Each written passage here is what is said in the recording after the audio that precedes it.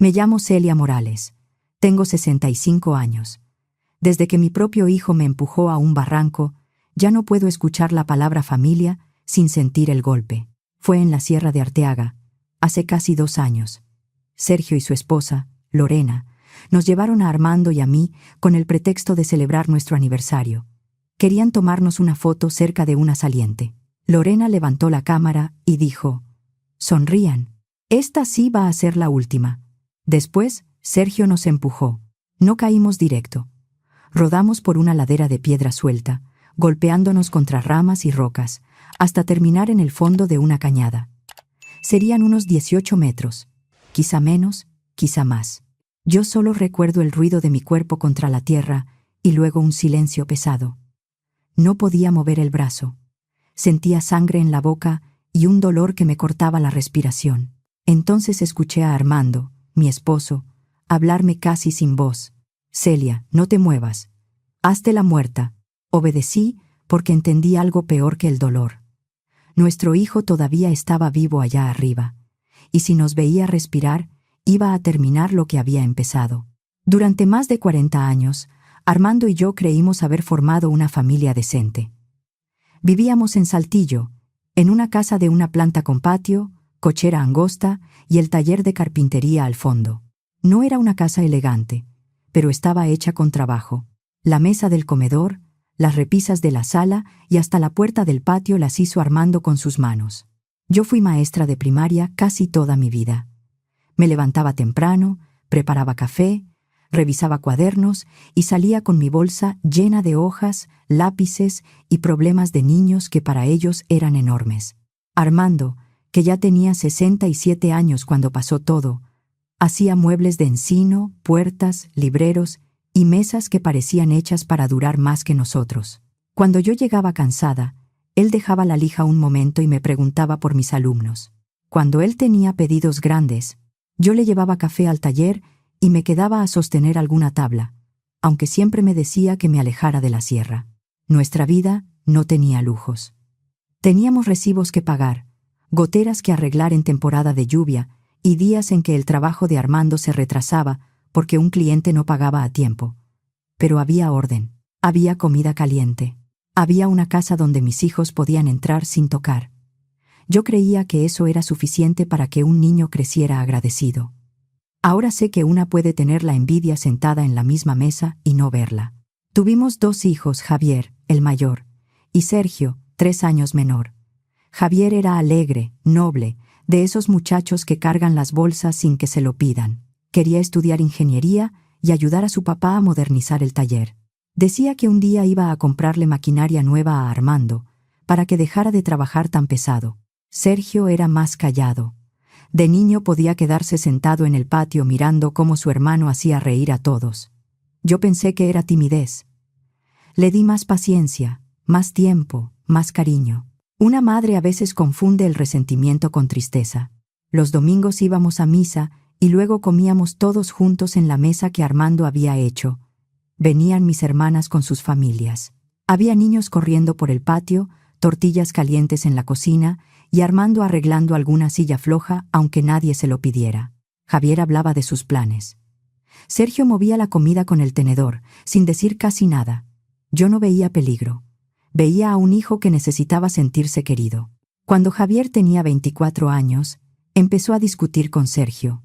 Los escuchaba en voz baja, en el pasillo o en el patio, y se callaban cuando yo aparecía. Armando me decía que eran pleitos de hermanos. Yo quise creerle. En una casa donde una ha puesto toda su vida, cuesta aceptar que algo se está pudriendo por dentro. Una noche de octubre, Javier no volvió a cenar. Primero pensé que se había quedado con un amigo. Después miré el reloj y eran las 11. Luego medianoche, luego la 1. Sergio estaba en su cuarto, supuestamente estudiando. Cuando le pregunté por su hermano, no se veía preocupado. Se veía quieto, como si ya supiera algo. Armando salió a buscarlo con unos vecinos. Revisaron calles, caminos y lugares donde Javier solía ir cuando quería pensar. Al amanecer lo encontraron al fondo de una barranca, en una zona de cañadas a las afueras. La autoridad dijo que había pisado mal en la oscuridad. Un accidente. Yo estaba tan rota que no hice preguntas. En el funeral, Sergio permaneció sereno. Yo pensé que estaba bloqueado por el golpe. Hoy recuerdo su cara y me da frío. Armando no se separó de mí. Me sostuvo cuando las piernas me fallaron. Me dijo que Javier siempre viviría con nosotros. Ahora sé que cada palabra le pesaba. Después de esa muerte, Sergio cambió. Se volvió atento. Me llevaba pan cuando me veía triste, barría el patio, acompañaba a su papá al taller. Yo creí que intentaba llenar el hueco de Javier. En realidad, aprendió a portarse como el hijo que yo necesitaba. Si yo lloraba en silencio, él aparecía con un vaso de agua. Si Armando se quedaba mirando las herramientas de Javier, Sergio le ofrecía ayuda. Nadie sospecha del hijo que parece estar tratando de reparar la casa después de una pérdida. Y eso fue lo que nos hizo bajar la guardia. Pasaron los años. Sergio se casó con Lorena Sandoval, una muchacha de Ramos Arizpe, de voz suave y sonrisa fácil. Tuvieron 2 hijos, Natalia y Iván. Ver a mis nietos correr por el patio me hizo pensar que la vida nos estaba devolviendo algo. Sergio decía que su negocio de muebles iba bien. Lorena me llamaba mamá y me ayudaba en la cocina cuando venían a comer. En los cumpleaños llevaba pastel, tomaba fotos, acomodaba a los niños para que abrazaran a Armando. Todo parecía normal.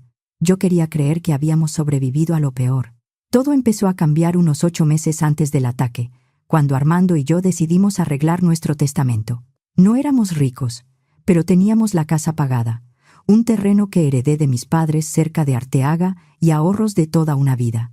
Entre la casa, el terreno y lo juntado, nuestro patrimonio rondaba los 4 millones de pesos. No era dinero para vivir como ricos, pero sí era todo lo que habíamos construido. Queríamos dejarlo claro para que Natalia y Iván no tuvieran problemas cuando nosotros faltáramos. Sergio insistió en acompañarnos con el notario. «Mamá, papá, tienen que dejar todo en orden», nos dijo un domingo. «No esperen a que pase algo». El licenciado Alberto Torres nos explicó que podíamos dejar porcentajes directos a los nietos y nombrar un albacea. Sergio propuso quedar él como administrador de todo. «Nosotros nos encargaríamos de repartir bien lo que les toque a los niños», dijo. «Ustedes ya no deberían preocuparse por trámites». Lorena me tomó la mano. «Solo queremos que estén tranquilos». Yo quise creer que era cariño, era cálculo. Firmamos un martes por la tarde. No dejamos todo como Sergio quería, pero sí lo nombramos albacea. Al salir, Lorena me abrazó. «Ahora sí estamos unidos para siempre», me susurró. Esa noche no pude dormir bien. Después vino lo del poder notarial. Ahí ya no hablaban de cuando muriéramos. Querían manejar lo nuestro mientras seguíamos vivos. Sergio decía que era por precaución, por si alguno se enfermaba. Lorena hablaba de vender la casa, comprar algo más pequeño, revisar seguros, mover los ahorros a una cuenta más práctica. Cada visita traía una sugerencia nueva. Nunca preguntaban si estábamos cansados o si necesitábamos algo de verdad. Preguntaban cuánto pagábamos de predial, cuánto costaba arreglar el techo, dónde guardábamos los documentos. Una tarde noté que faltaba una copia de mi credencial del Instituto Nacional Electoral del cajón. Sergio dijo que la había tomado por error para sacar unas copias. Quise creerle, pero esa explicación me dejó inquieta. «Mamá, esta casa ya es demasiado para ustedes», me dijo Lorena otro día, mirando los muebles como si ya les pusiera precio. «Con el patio y el taller se van a cansar. Esta casa es nuestra vida», le respondí. Sergio apretó la mandíbula. «Estás siendo necia. Si se caen o les pasa algo, ¿qué hacemos?». Esa frase no sonó a preocupación, sonó a presión. Llamé a mi hermana Hortensia. Ella siempre leyó mejor a la gente. «Celia», me dijo, «si su negocio va tan bien, ¿por qué quiere meterse en sus cuentas?». Esa pregunta se me quedó clavada. Cuando Sergio volvió, lo enfrenté en la sala. «Hijo, ¿por qué tanta prisa por tener acceso a nuestro dinero? Tu papá y yo todavía estamos bien». Su rostro cambió apenas, pero lo vi. «Mamá, no se trata de dinero, se trata de cuidarlos». Lorena intervino con su voz dulce. «Nos duele verlos preocupados por cosas que nosotros podríamos resolver». Esa noche discutí con Armando. Él decía que yo sospechaba demasiado. Yo le recordé cómo era Sergio antes de que Javier muriera, distante, enojado, raro. Armando dejó el plato que estaba lavando y se quedó mirando el fregadero. «Celia», dijo al fin, «hay cosas de la muerte de Javier que nunca te conté». Sentí que el piso se me movía. Armando se sentó a la mesa. Tardó en hablar. La noche que Javier murió, Sergio no estaba en su cuarto. Lo vi salir de la casa como a las 8 y lo seguí. Llevaba días agresivo. Algo no estaba bien. ¿Lo seguiste hasta dónde?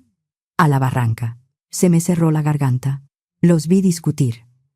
Javier había descubierto que Sergio nos estaba robando dinero de los ahorros. Tenía estados de cuenta, movimientos raros. Lo había investigado durante meses. El aire se me fue.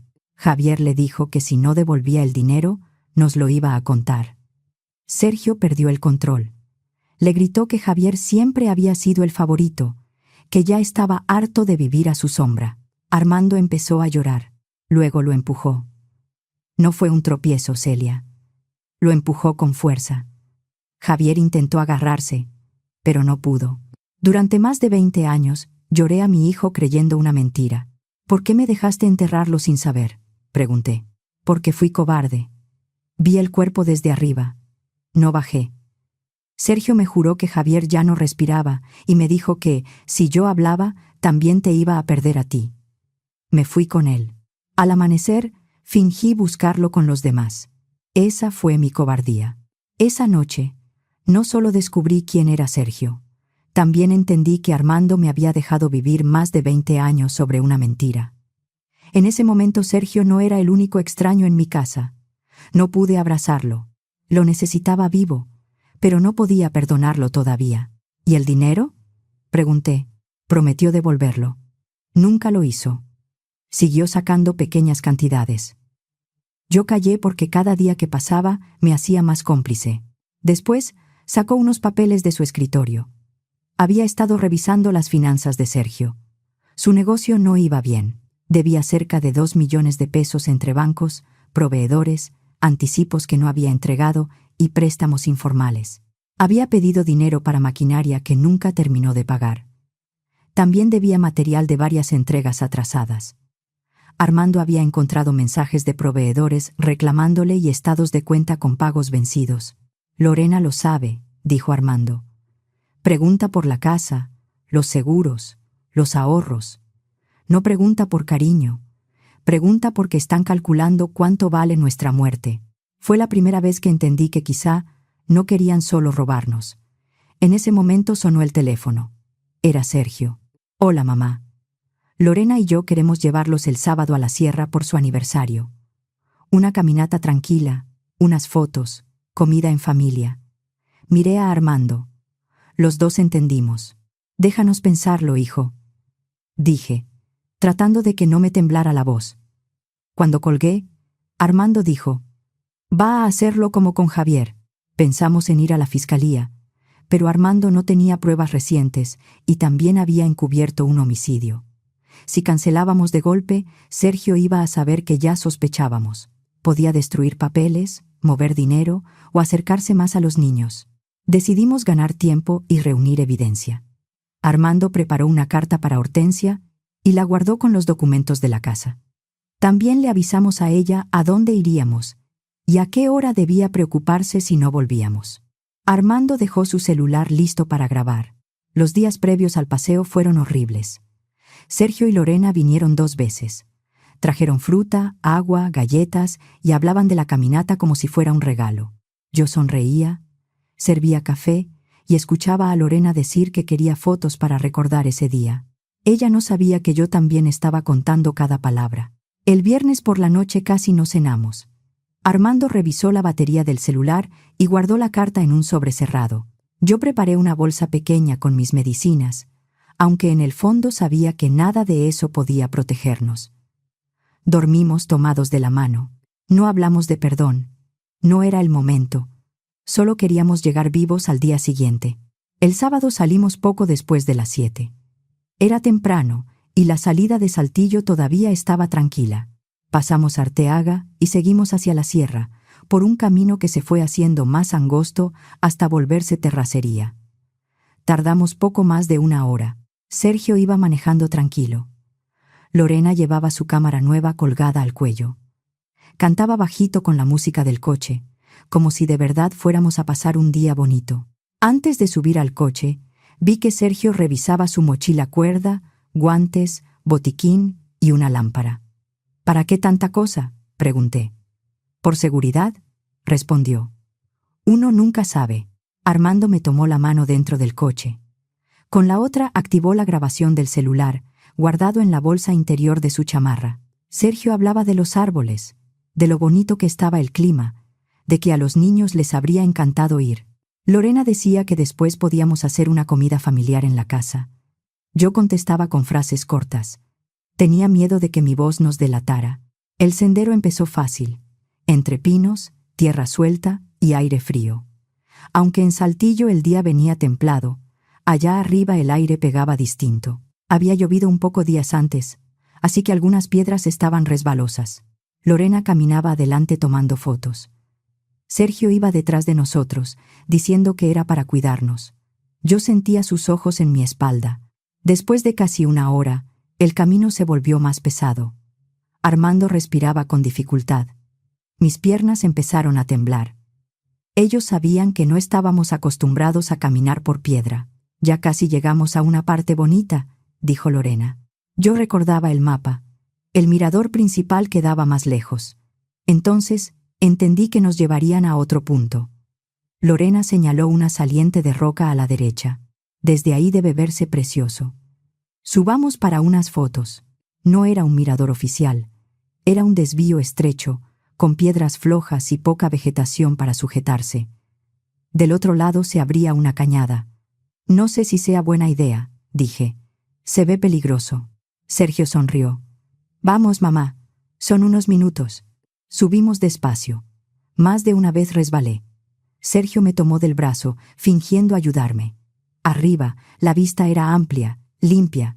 En otro momento me habría parecido hermosa. «Pónganse aquí», dijo Lorena, acercándose demasiado al borde. «Quiero que salga el valle detrás». Armando y yo avanzamos. Sergio se colocó a nuestra espalda. «Perfecto, abrácense». Nos abrazamos. Sentí la mano de Armando temblar contra mi espalda. La cámara sonó varias veces. «Una más», dijo Sergio. «Háganse tantito para atrás». El suelo terminaba justo detrás de nosotros.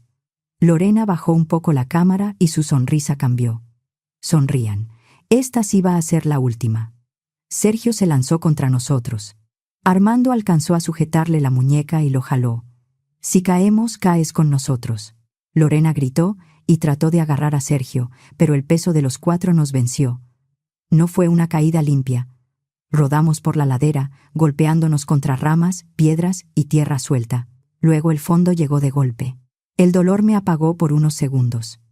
Cuando volví a escuchar, tenía sangre en la boca y el brazo doblado de una forma que no debía. «Celia», susurró Armando. «No te muevas. Hazte la muerta». Me quedé inmóvil. A unos metros, Sergio gemía. «Lorena, ¿estás bien? Creo que me rompí la pierna», dijo ella. «¿Y los viejos?» «Los viejos». Así nos llamó. Sergio se arrastró hacia nosotros. Sentí su sombra cerca. Contuve la respiración. «Están muertos», dijo. «No se mueven». Lorena soltó aire, casi aliviada. «Ya estuvo, ya no se mueven». Luego se rió con amargura. «Bueno, excepto por la parte en que nosotros también caímos.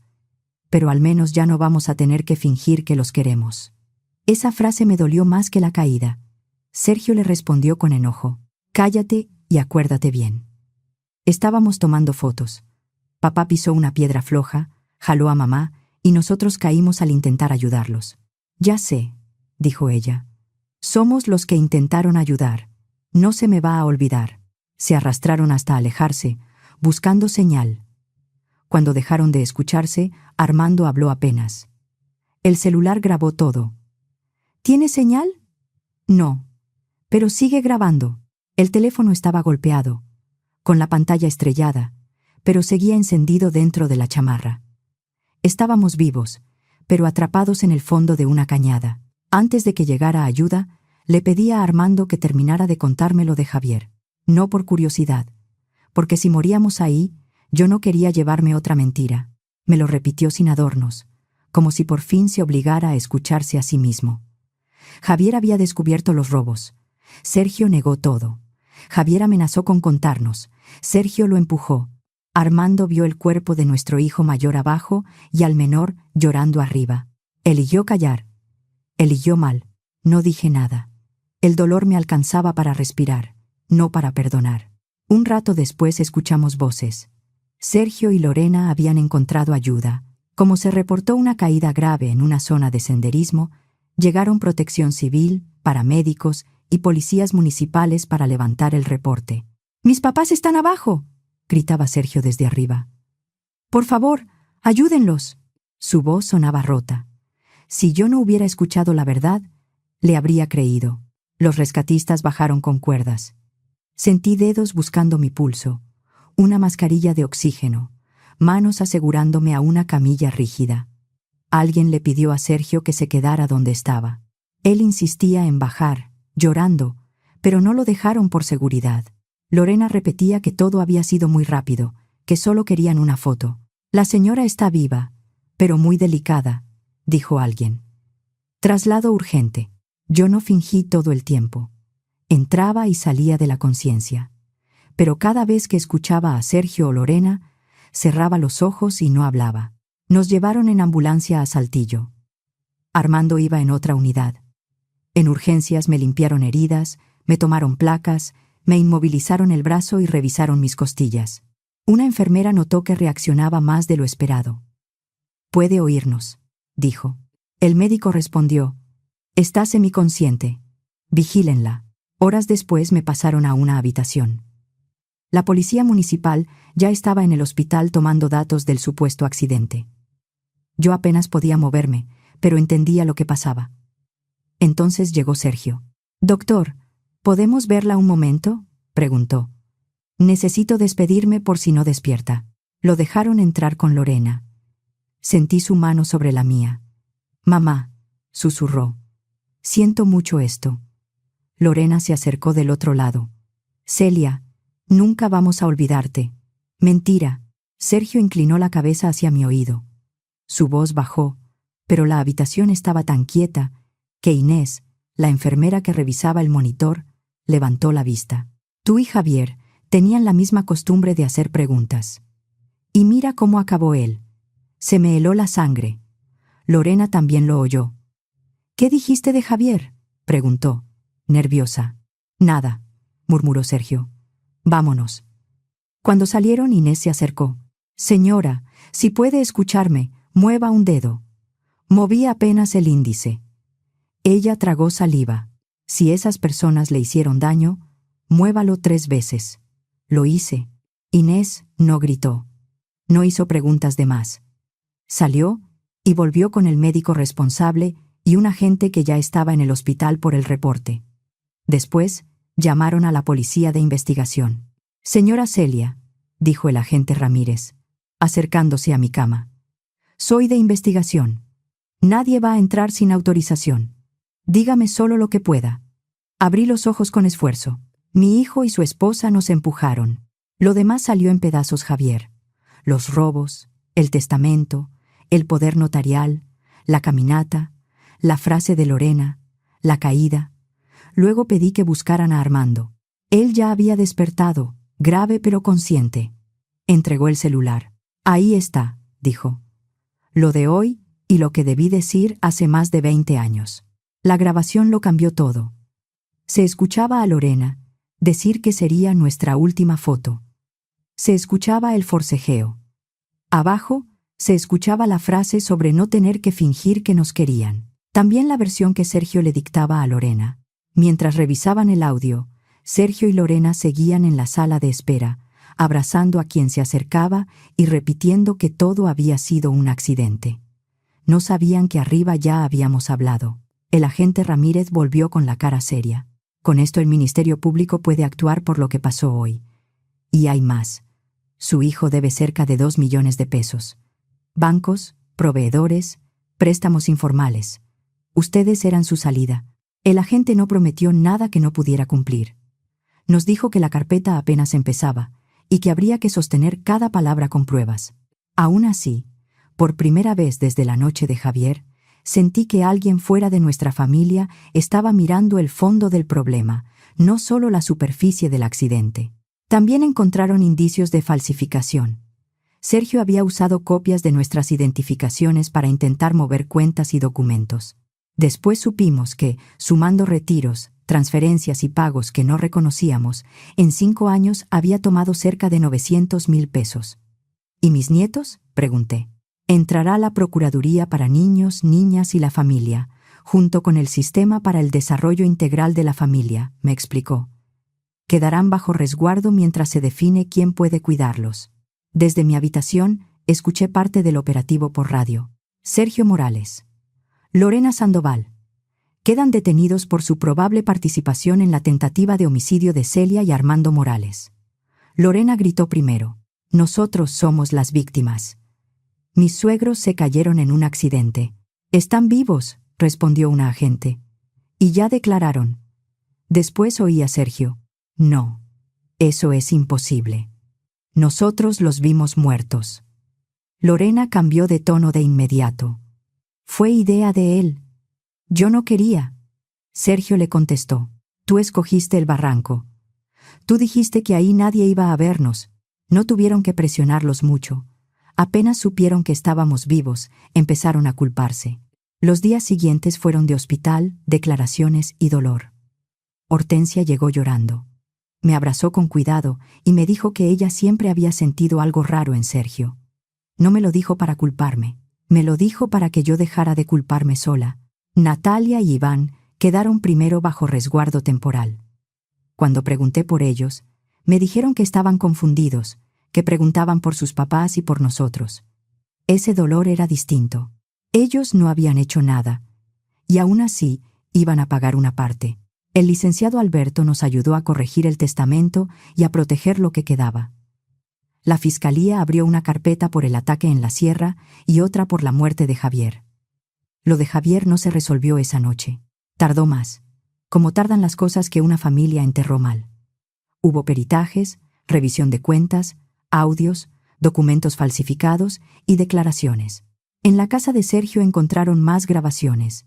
Llevaba semanas registrando conversaciones porque sabía que empezábamos a sospechar. En una, se escuchaba a Lorena decir que tenían que actuar antes de que fuéramos con la autoridad.